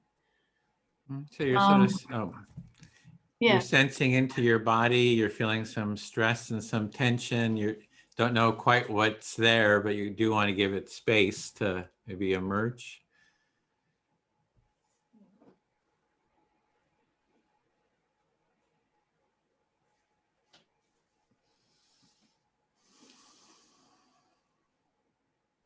Yeah, the word that comes to mind is like bittersweet, because it's like this combination of like sad happiness, of like being here, but then also just thinking about the sharing that Rita had about how to bring this into non-structured spaces, and that feels like a little bit scary in a way. Like I just feel like sometimes, yeah, it doesn't always feel very, very safe to do that, and there's so much uncertainty around that for me. Yeah. Yeah, so how to bring sort of this empathic way of being into your life that it feels kind of scary, addressing what Rita was talking about, how to really do it in the kind of in your regular life, and a little anxiety about that. Yeah, yeah.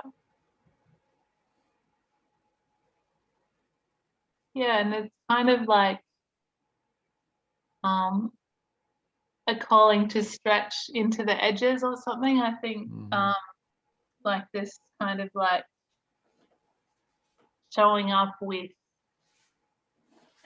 yeah, with the commitment to this, then like what does that look like in my life? Like, you know, if I was to be inspired by what you've shared, Edwin, about empathy being at the center, like if I was then to go out forth into the world with empathy at my center as my core value, to then, you know, all the other ones pinned to, and like as a way of connection, yeah, like that, I feel like that calls forth this like super me or something, I don't know. Yeah. I didn't quite catch that last word, but it's like if you're sensing into putting empathy center and then going into the world, you know, what does that really feel like? And then there was something there I didn't hear. There was some word. Yeah, and I just said like a super me, or like an, you know, a super you version of, yeah. A super you going into the world with that intention somehow. Yeah. Yeah, I'll like just, you know, pull out my E cape and I'll have like an E on it for empathy, kind of like a t-shirt. Yep. Need to get me one of those. Empathy woman. Yeah, so you're imagining yourself being so like this super empathy person, taking your cape and going out into the world with that energy. And there's a real humor I'm hearing too. It's just kind of imagining that situation. Yeah. Thank you. Thanks, Edwin. Yeah. So, so speak to Rita. And... Yep. Go ahead. That was a great, just that energy about being super empathy. You know, that Rachel was talking about. It just, I kind of love that energy around that. Yeah, you found a lot of joy in like hearing and imagining, you know, Rachel with like the empathy woman. Yeah. It's really humorous.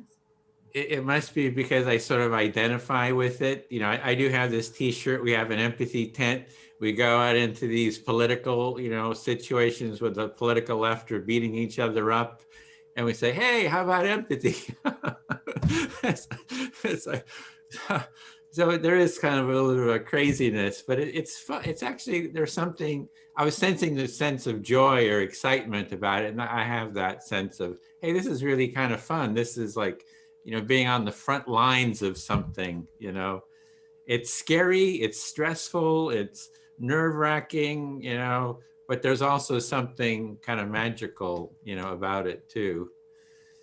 Yeah, you were really connecting to like the funny side of like going out with your empathy t-shirt and tent into this like volatile situation and just like going, hey, you know, you're the empathy people and you want to go and listen out there. And yeah, so you really identified and you really remembered like the joy that you have out there. Yeah, so I have that vision of eventually we can take this empathy movement into those, like in Egypt, those type of demonstrations. There's also, when I see what's going on in Hong Kong, I said, don't be fighting, just hold empathy circles out there in the street.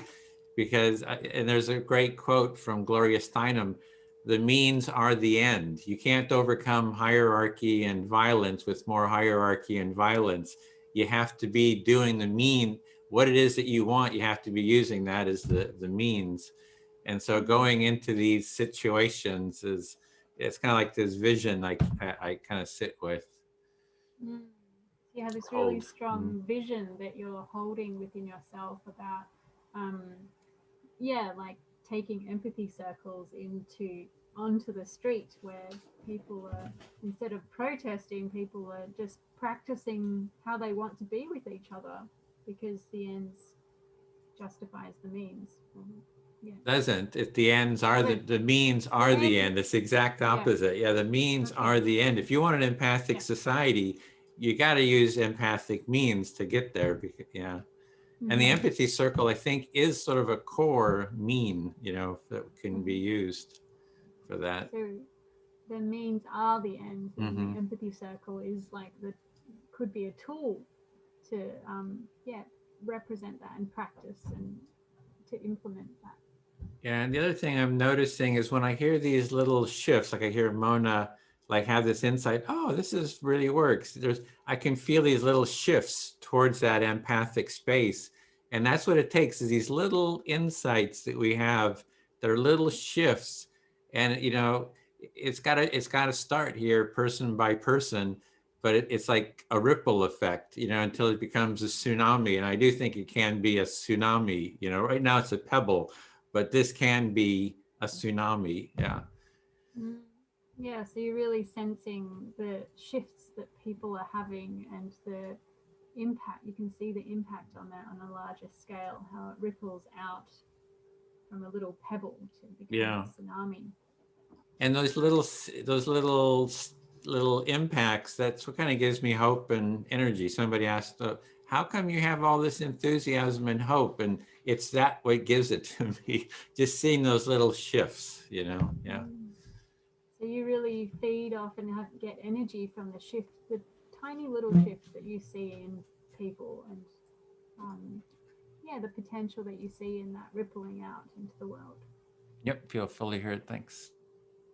Thanks, Edwin. Mona, will you listen to me?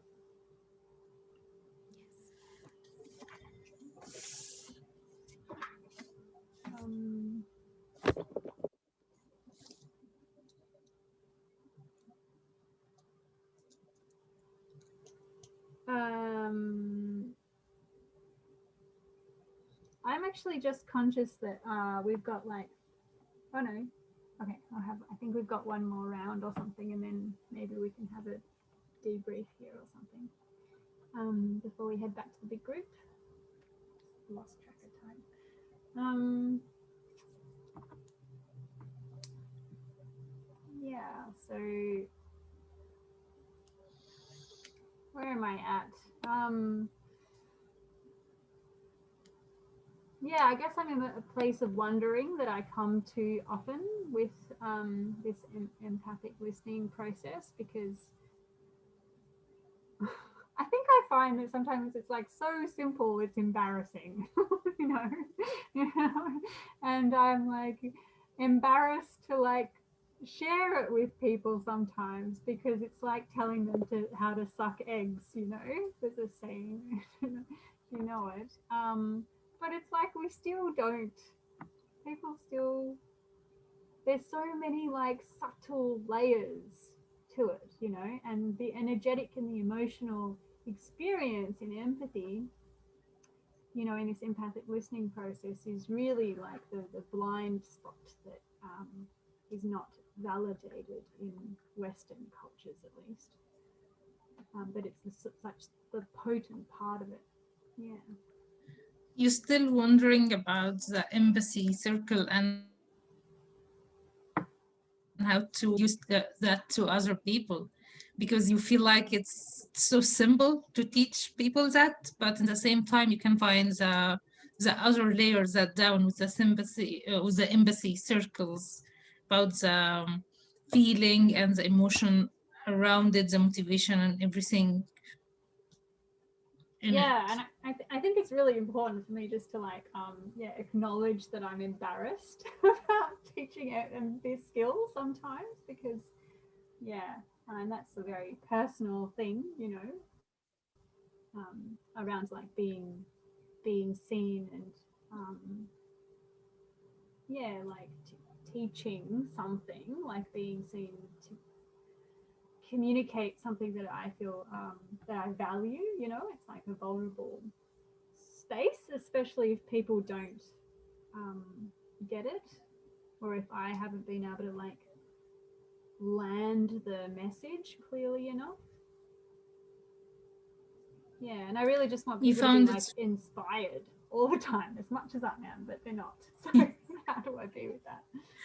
Yeah, you found like it's good that you can put it like you are embarrassing to teach this empathy for other, especially for people who don't understand it. But in the same time, you still feel it's very important that people get the skills and learn them. Yeah, and the bit I'm really curious about is like how to impart you know, the three top layers of the skills. I know we're often focusing on, Edwin's often focusing on like the lowest common denominator, the most simple, you know, the lower hanging fruit and stuff. And I feel, and I'm often like, well, what's the holistic, what's contained in this egg? I can't just give the shell of the egg. It needs to have all the filling inside of it, and then it can grow. Yeah. You try to find like how you find yourself in the simplest, like in the shell of the egg, and you really want the whole thing, how you can teach all the layer and know about all the layer about the empathy. Yeah, and it's not like everything, you know, but it's still the smallest foundation, which is for me the emotional aspect, like just being able to point to and talk about an experience, like the emotional aspect of what it's like to share and listen empathically when I am triggered or in a challenging situation. So yeah, and you try to find like the emotion aspect when you are triggered with something and how it will go from there. That's right. Thank you, Mona. I feel heard. Thank you. Rachel? Yeah. I think okay. for this last, I think we have like 7 minutes left or something like that. Maybe we can just kind of like chat about how that was, to sort of debrief a little bit, and free speak. Yeah. About the shifting and the tsunami that Edwin was saying, I found that the same thing when my first session, and my husband was praying, and then he came back and he was talking to me, and I found myself respond in empathy, and he was I can't forget his shock on his face. And he said, "What are you saying? Why you respond to me like that?" And in the end of the talking, he told me, "You know what? This is a very good conversation that we had." This is the first time I feel you heard me. So this is the answer. People need to really try it. He come now and sometimes just say, "Okay, I need you to hear me," like your empathy circle. I don't want any, like, try to do that with me. And this is very shifting, like you said. It's about trying it with different person. Like I said it to the leadership community, the pandemic professor. It's like going this step by step. And I'm too eager to teach it when I start to teach in school again and finish my master degree. And it's going from this, like, it's like media and TV, when the TV start to have a show, or the cinemas. We just put this aspect in the community. Like, what about trying this? And we found it blooming around the world, and really, really exciting to see what will happen. Yes. I love your story, Mina. Thank you for that experience. What about you, Rachel? Where have you landed in this? Oh, it's just been lovely to be with you all in this space and to see people who are converted to the empathy way, I guess. Like, yeah, it's very inspiring and it feels really nice. Like, I really love, like, you know, it's my first time meeting you, Mona and Edwin, and I just feel like it's that thing you said about trust is really true. Like, I feel this sense of trust and safety and sharing, and yeah, it's been a really beautiful experience. Thanks, Rach. Edwin, what about you? Yeah, what was coming up for me is that I think all we're doing is tapping into a natural human quality. You know, it's like, it is this, for people to hear each other, you know, to care about each other. It's sort of a huge, it's like maybe a well, we're just digging to the well. It's not like we're creating anything. We're just sort of coming and sort of exposing what's already there, giving a bit of structure to the well. You know, how do we get the water out of the well? You know, it's just, there's something, it's not like we're really creating anything. It's just tapping into sort of the biology. Yeah. So anyway, I just had that sort of awareness from our discussion. I felt like the metaphor. Kind of enjoying that. Yeah. Yeah, I really enjoy hearing real life stories of shifts like yours, Mona. Yeah, because yeah, as I mentioned, I think part of me is sometimes afraid of people's like discomfort with this process when they receive it at the other end. They're like, what are you doing? You know, when they realize, sometimes they don't, and they're just like I had a conversation with my mum once about the Indigenous people here in Australia, and we have different points of view, and anyway, like we just left the conversation. She didn't know what happened, but she felt really heard and close to me, and she's like, this has been a good conversation. I don't know why, but I'm like, it actually has. You know, so it's kind of surprising on both sides, I guess, still for me, you know. So it's nice to hear that, yeah, your husband was like, hey, we should do this again, like, can you do that thing? And it sort of does become like a formal agreement that you could just ask for this with your partner or your closest people or anyone, and it's not like a weird thing to request that. Yeah. So that's nice. Yeah. Well, that was why with the values we have empathy, and then the second one was mutuality. It's like, it's okay to first, like, you know, Mona was first doing the listening, and then it's like, okay, how about we do this mutually, right? Let's make it a part of the relationship. It's just not me going to do all the listening. It's like, how about, so that's sort of the next sort of a step that I think is really important, you know, for creating that relationship. Yeah. Yeah, because it's such a skill from the other side, isn't it? And then it's like you can put the, what is it? You can wear, it's like stepping into someone's shoes, right?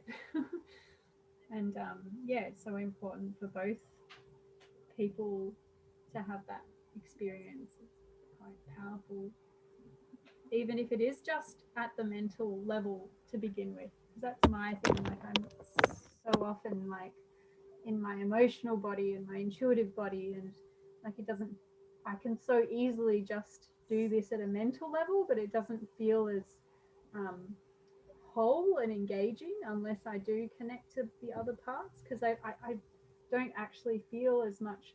I can still repeat things mentally, but it doesn't mean that I'm feeling empathy. You know, so it's like it has to be a whole bodied experience.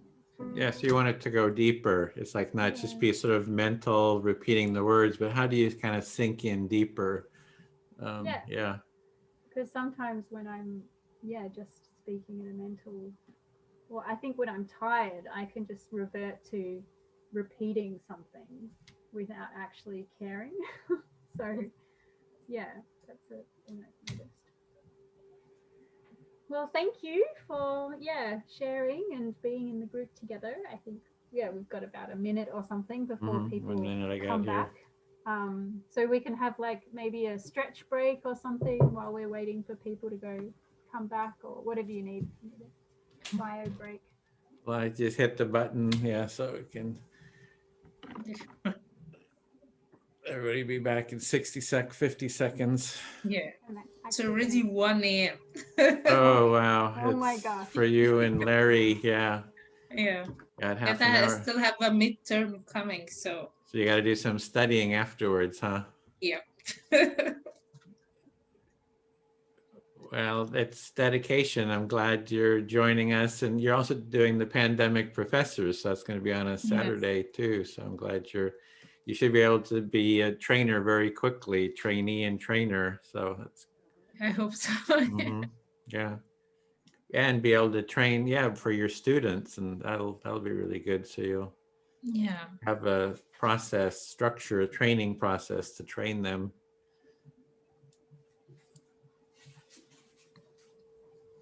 So speaking with people and hear their story and their idea, it's pretty good. Yeah. Okay. Hearing a little bit of an echo. Just Rita just took a break. There she is. Back? We're all back. Great. Welcome back, everyone. I'm back. So just take a bit of a stretch if you haven't already. Feel free to stand up and move your body around. I don't know if everyone got a bio break in that time, or a bit of a moving your body. Let's acknowledge that we have a body and it needs to move sometimes.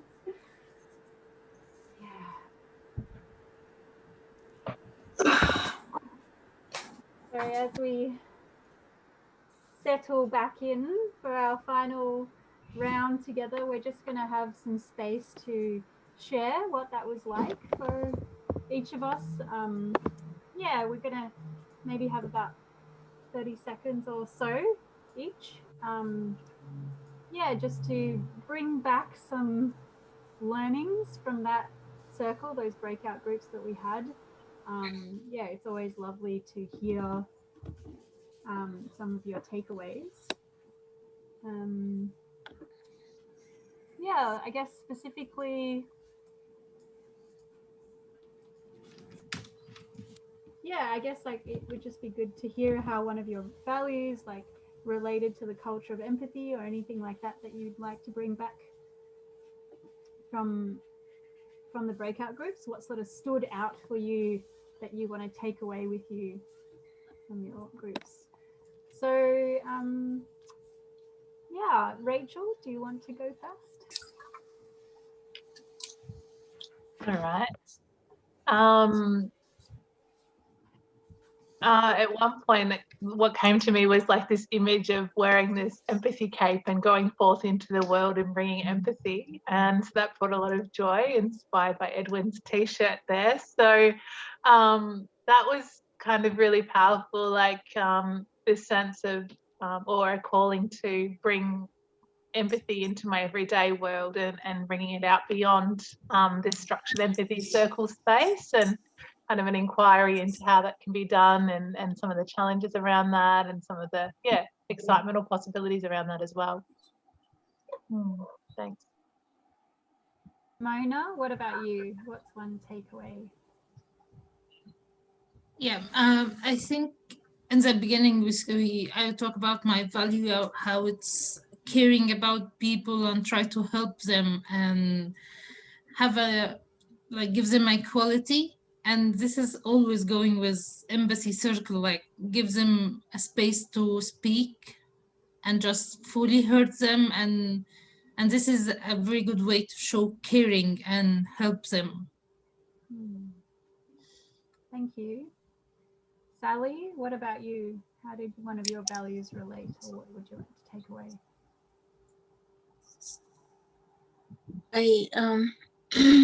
really enjoyed the group and our breakout group, and I was able to unwind and relax and get to the point where I really felt heard.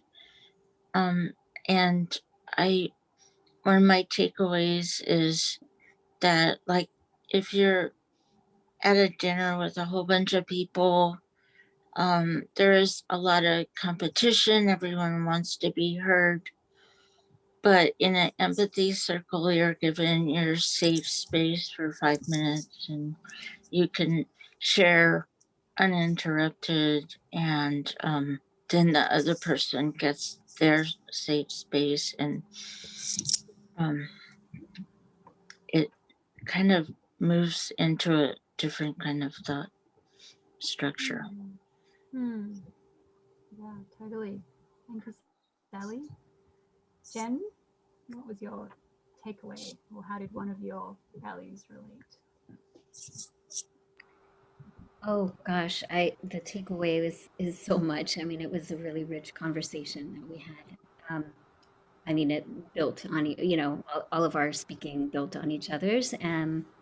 But I think mutuality was the thing that stood out for me, in terms of, you know, like giving and receiving, the listening and the hearing, but just giving and the receiving of the empathy and the trust that's built into that, and the safety.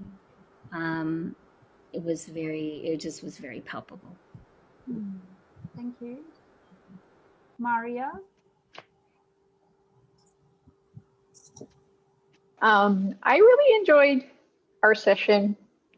And I think the takeaway for me was really, really about how we may start conversations in different places, and we may seem initially as if we're talking about different things, but as we continue, ultimately, we're sort of saying the same thing, and we have the commonality of wanting to connect and understanding each other and to be really authentic. And I think this process really is a really organic one, where we're not saying, okay, you gotta go and sit and meditate and be centered before you show up, and then you have to be able to take in so much and then walk away feeling a certain way.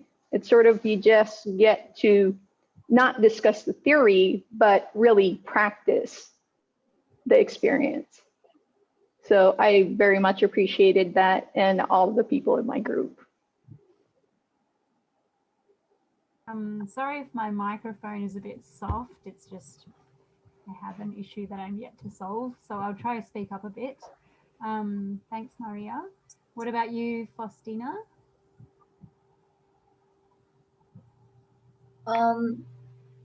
I right now I'm just feeling so much gratitude. I had such a beautiful experience with my group. Going into this, I really observed that in the world, so many people want to be heard, and not enough people want to listen. But in my experience today, I really saw that once I felt listened to, once I felt heard, it encouraged me to want to hear out other people. And I found myself really looking forward to being the active listener. And because I think in like my day-to-day life, I'm always fighting to be heard. But if we have more of this space where people actually are there to listen to each other, I think we can do so much more as a collective, as a whole. And yeah, that's my takeaway. Thank you. Thank you. Larry, what about you? What would you like to take away? Well, my takeaway word is, I'm going to take it away from Rasha, who had the takeaway word of courage. And I was really impressed with what she said about courage. And it's really the courage of each of us to be who we are, to express ourselves, and the amazing miracle of the safety of an empathy circle to allow each of us to express ourselves and to be heard in a safe space. It's just miraculous to see the heart of human beings coming alive, sharing a safe space with one another. And it's obvious that this is the way we're really designed to communicate. And if we did this, if we had the courage, like Edwin did, to create these circles, we would have peace on earth this year. Thank you all. I'm so glad to be here. Thanks, Larry. Beautiful words. Keisha, what about you? What's your takeaway? Yeah, so for me, my takeaway is I'm happy that I was heard. I felt I was heard, and I also practiced a little bit of listening. So I'm really happy that I could do this. I got an opportunity to do that, and it's very important to be listening. So my takeaway would be that I'm right now in this moment very happy that I did this. Yeah, thank you. Kang, what would you like to take away? Kang? I realized two things today. The first was that I feel inside of me this need to hear about other people's experience of the empathy circle, like where they felt hurt, where they didn't felt hurt. So somehow I can improve. So I feel that need. And then also I realized today that it's a lot harder to empathize with statements about myself. If someone was saying something about me, it's very hard for me to be objective and listen to. Thank you. Anu? So my takeaway would be, I said this to the group also, but I'm still feeling that way. So I would share it as the takeaway, feeling like a fireplace, glowing within me, feel very warm, feeling very safe. And I also feel that it relates with one of my values, which is mutuality, because the group made me feel like that. I think that when your own light goes out, someone else gives you a light to reignite, and that's what mutuality has the power to do. And it's so very much relate with that culture we created there within a short span of time. So that's my takeaway for today. Thank you. Thank you. Payal?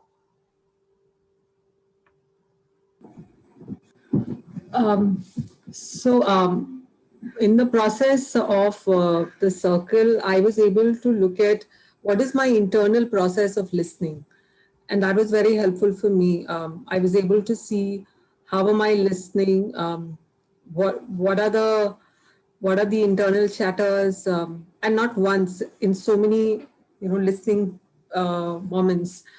So I was able to give it a name. I was able to see what gets me off from listening, what brings me back on track. I also found myself finding the need to give emotions a language in this listening. And I became aware of how paraphrasing is one way, but I have also the need often to call out the emotions that I'm sensing, I'm experiencing, how am I relating. I found myself in a limited space in that moment, not to call it out, as if, there was, because the understanding that I had was we will paraphrase. So it became like a boundary to work in for me. And I was questioning, can I not bring the emotions that I'm experiencing of the person? So yeah, that's where I am. Good experiments, Payal. Sophia, what are your takeaways? I think one of the things that one of my big takeaways was just how natural the rhythm actually feels. I think like having done some other communication modalities, you know, where you're trying to remember all the steps and you're trying to do this and that and that, and make sure you hit all the points. Sometimes it can feel really stilted.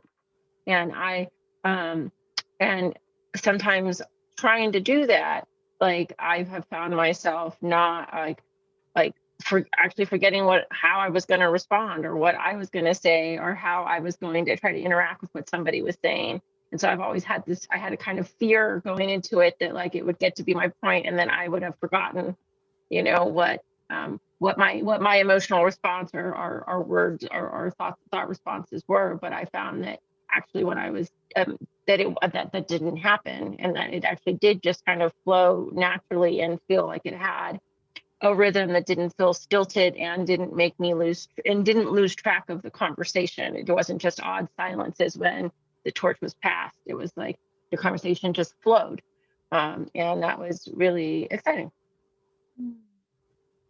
Thanks, Sophia. Mainak? Yes. I really like the fact that it becomes a thread of conversation when one speaker picking up from the previous speaker. So inevitably we end up relating to each other, and all the values we spoke of within the room, that the openness, curiosity, mutuality, it's right there within the room, which happens within those half an hour that we meet. Yeah, so true. Thank you. Priyanka, how was it for you? So I haven't done an empathy circle, I think in the past 3 or 4 weeks. And when I was doing this circle, I realized that I started speaking really fast again, which is a very bad habit that I have. And so I realized that empathy is a practice. Like I remember Edwin said once that it's like an exercise, it's like a muscle that you have to build. So if you don't do it regularly, you are going to lose the muscle tone. So yeah, this is a very important lesson that you have to do it regularly and keep it up. Thank you. That was my take. Rasha?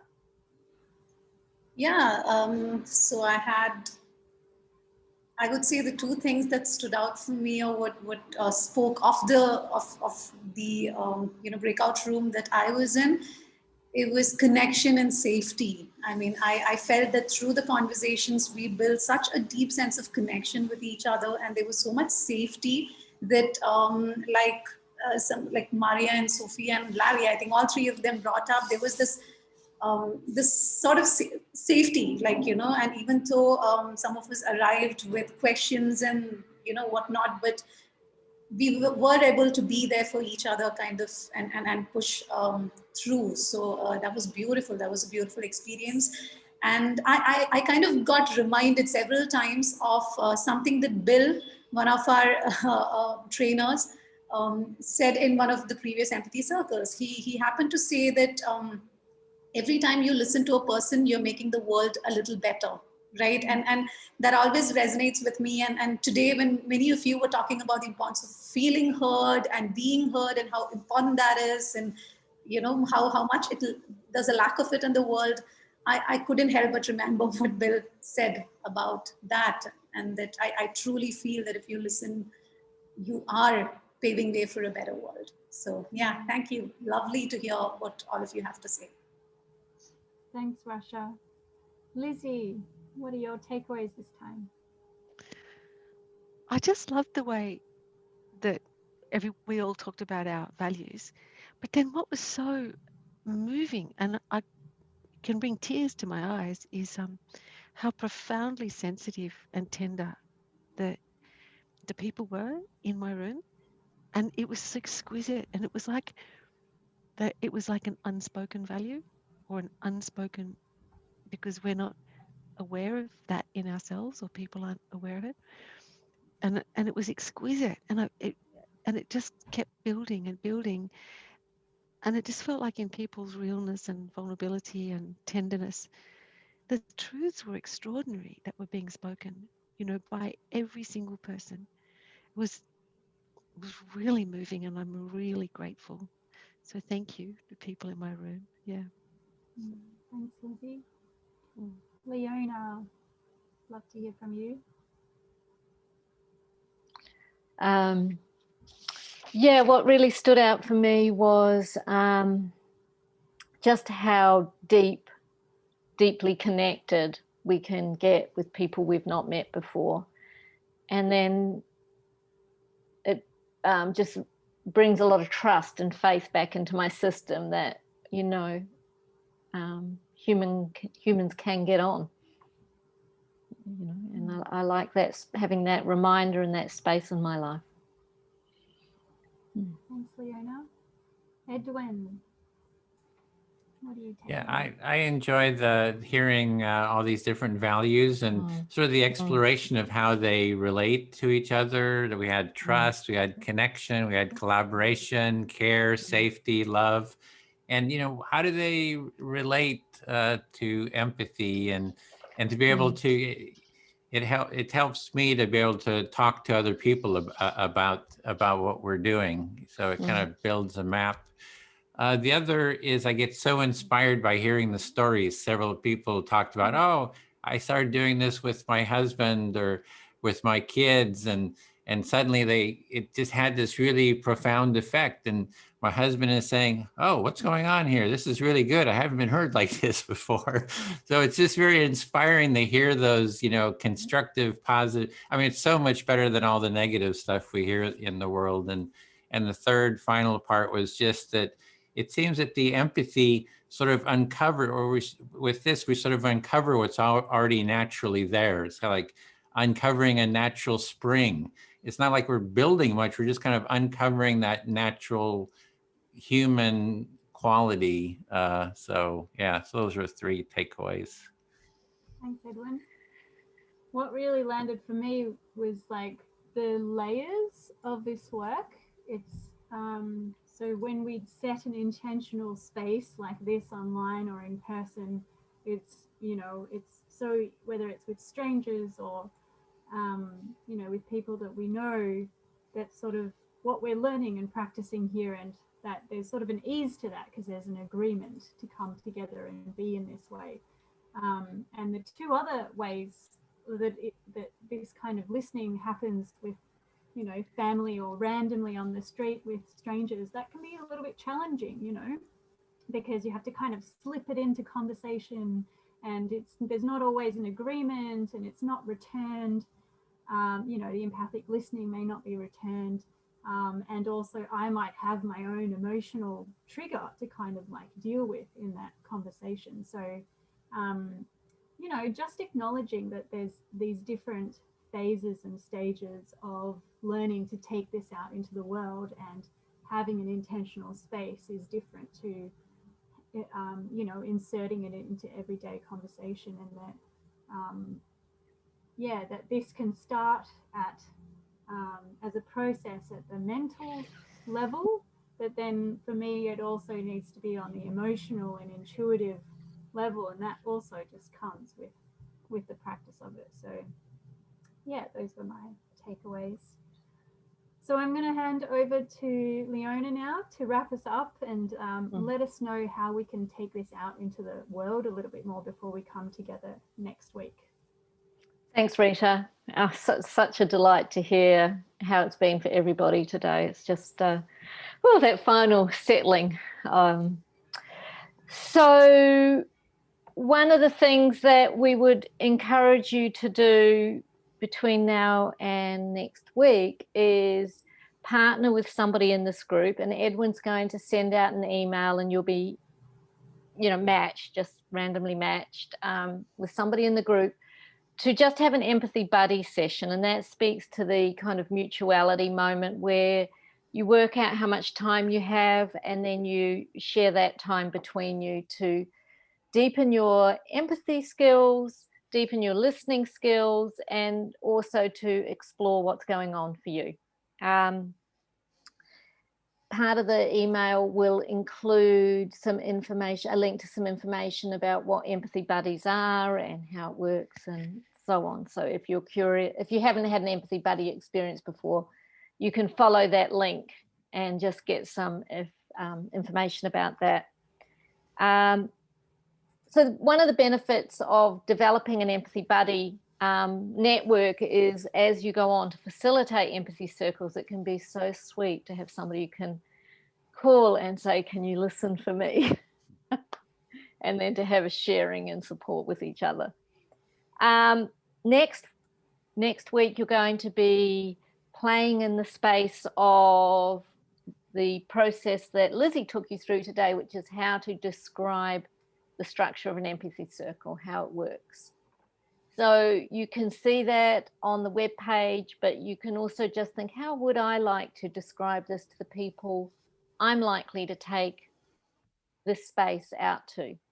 So if you're working with young people, you may just quite well describe it differently than if you're working in a corporate context and so on. So have a little think about how you would like to describe it to make it your own.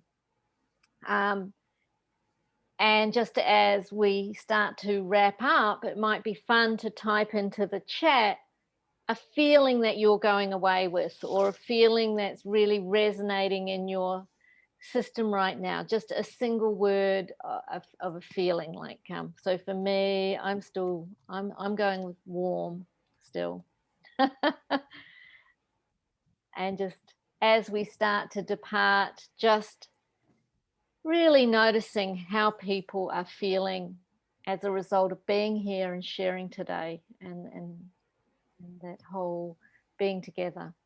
Edwin or Rita, is there anything you'd like to do apart from the snap of us fingers? We have space for one more person. One person couldn't make it. So if you have a friend that wants to take part in the next 4, invite them, contact me. We'd love to. Yeah. Great. Thanks, Edwin. So what Edwin likes to do at the end of these is to get us to do the old twinkle fingers and take a snap of us all, if everybody's good for that. So yeah, get close. Get close. Money, get not so far away. Get close to your camera. We really want to see you. Yay. Okay. Always get some energy going. Yeah. All done? All good? I got it. Yeah, thanks. Great. So thank you for coming today, and we'll see you same time next week. And just give some thought to how you would love to introduce how the circle works.